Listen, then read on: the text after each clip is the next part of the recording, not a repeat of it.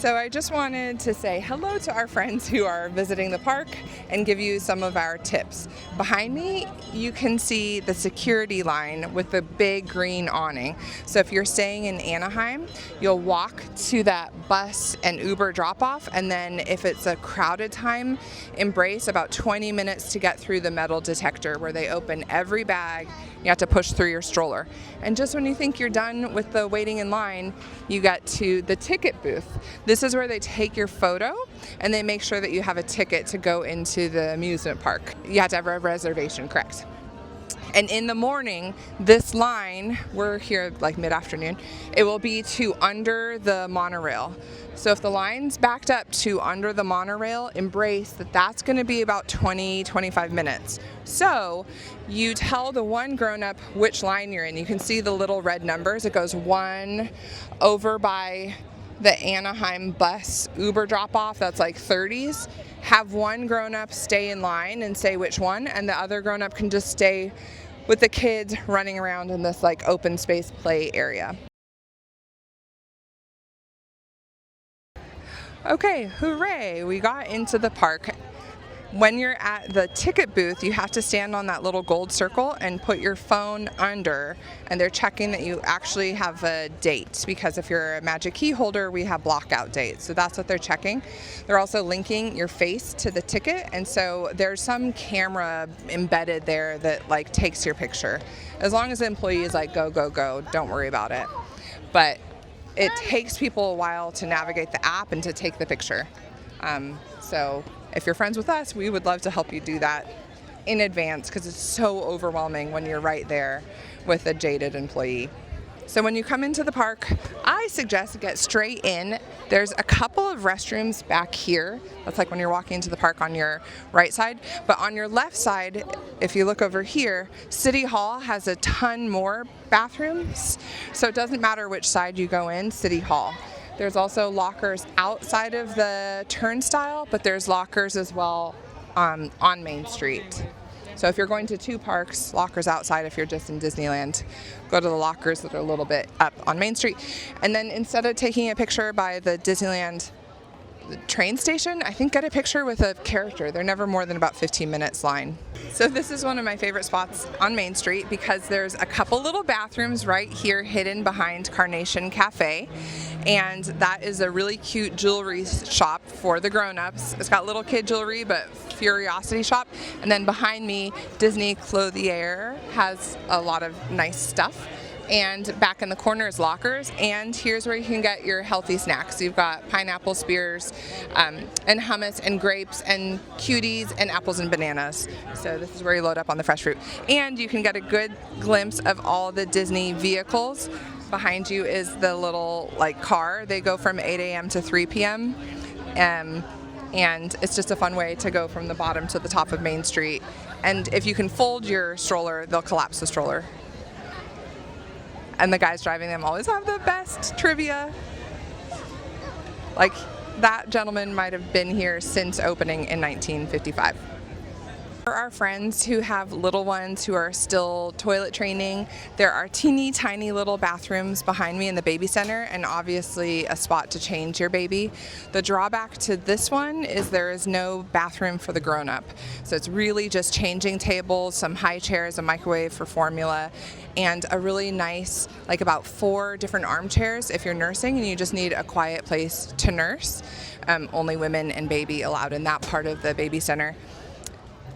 In California Adventure, they also have a baby center. The upside, it has a bathroom for the grown-ups. The downside, it is not as charming. It doesn't have sweet little wallpaper and like cutesy little decorations. Cast members are super duper nice. Allegedly, this is where lost kids go, but I think actually they're like elsewhere. Probably in each land, there's like a lost kid spot. So the trick with these restaurants is that you need to get to your arrival window like 5 minutes before, and then they'll let you check in and get your food 5 minutes before. But Jolly Holiday especially is very crowded. So it took us about 5 minutes to find a table that was cleared. Okay, so now it says that I should get the food at 2:05. It's almost time, but I can tell it to prepare my order. And now it's preparing the order. So I'll go inside and fetch our food. And I clicked through. You're doing it like too close. Okay. And I clicked through. I said I'm here to prepare my order, but if you're on a ride and you realize you're not going to make it in the window of time that they're saying, you can always push out your arrival window by like 20 minutes. Tip is that the folks all around me are standing in line for pictures straight on from the camera with the castle, but if you go over to the side by these little guard towers, it's actually a prettier picture and you can get even closer to the castle. Like specifically over there is where they often film TV shows, in that sort of shadowy corner there. Are you getting how scared our children are? Open the door, Augie. The trick is you have to put your face right in there and then just, ah, there's a goon. A little guy. It was really cute. Oh, there he goes. Open the door, Augie. Oh yeah, and then these guys have stuff. Yeah, no, that one. Okay, shall I put my face right in?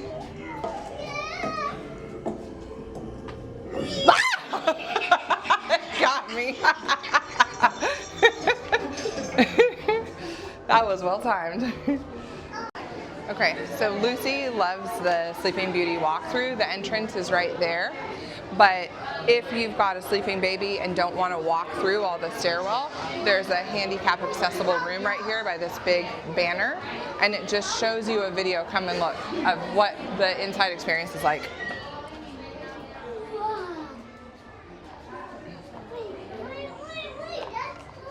Oh, well, usually it does. Well, I was just going to say the Columbia boat is like very special to me if it's ever out on the river to try and ride on it, because most often it's docked. Behind me is the color wheel. Some of them are swinging, and that's usually a longer line because it's kind of a mini thrill ride, and some of them are still, what do they call it, fixed, non-moving, and that's a pretty fast line. Don't mind me, just polishing my treasure collection. Tom Sawyer Island's super duper fun, but it can be a bummer right after rainy days because the caves, a lot of them are closed for like puddle situation. But even still, we explored plenty and did the barrel bridge and the suspension bridge. So there's 2 bathrooms on here. Your favorite is over where they do fireworks. Mine is like the Fort, I forget what it was called, Fort Meyer or something. That's now just the repository for fireworks. Ryan's never done the canoes. Why? Because I don't like them. Last time I did them, I was pregnant with Lucy, or Augie, I think Augie, and halfway through, so tired, so call me Lazy Bones Jones. But if you do the canoes, conserve your energy until you've passed the moose, then give it your all, because you'll be tired out, and the employees all stay the same. Okay. It's just one of the cute little areas. I was talking about the Columbia riverboats, which so seldomly can you ride on. I see. What color are they? Blue. Yeah, they're blue. And an extra little spot to eat.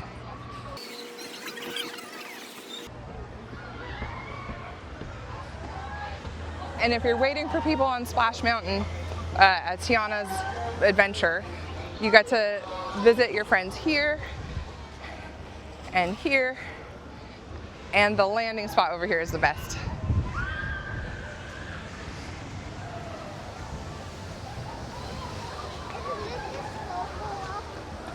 Let's see the next boat. They're gonna be screaming and, okay, we'll watch it. Okay, pull them. Okay, now. Oh, soaked. And then you can chase them around if you wanted, at least like over here. So this is one of my favorite rides because it's always shady and you get a nice breeze and you have a cute little creek that the kids are always looking at the ducks. And I think usually the line moves faster than whatever they say. So they're saying 20 minutes right now, but we're barely 10 minutes in and we're close to loading. Okay, so another suggestion we have We're at Jumping Jellyfish, and it's a minimum height of 40 inches. So if you have one kid who can do it and one that can't, you can do a baby switch. So I would be in line with the kid who's tall enough, and you would be holding the baby who's not tall enough. I would wait with the tall kid through the whole line, and when we're done, the other parents can just walk through the exit with the kid again, who's the accompany, and then I'm holding the baby. So that's Kind of like a lightning pass. yeah, in a way, it's a baby, but you have to have one person hang out in the standby line. But it's a real nice perk for one kid because they don't expect the grown-up who's holding the baby to go on the ride solo. They get to just bring one child with them. They regulate it, so it is a little bit onerous. You have to like scan your ticket, so it's like linked to your face. But when the standby line is like an hour and you're not allowed to even hold the baby in the standby line, you're like, can't we just all stand in line as a family? They're like, no. The upshot is at least one kid gets to ride it twice.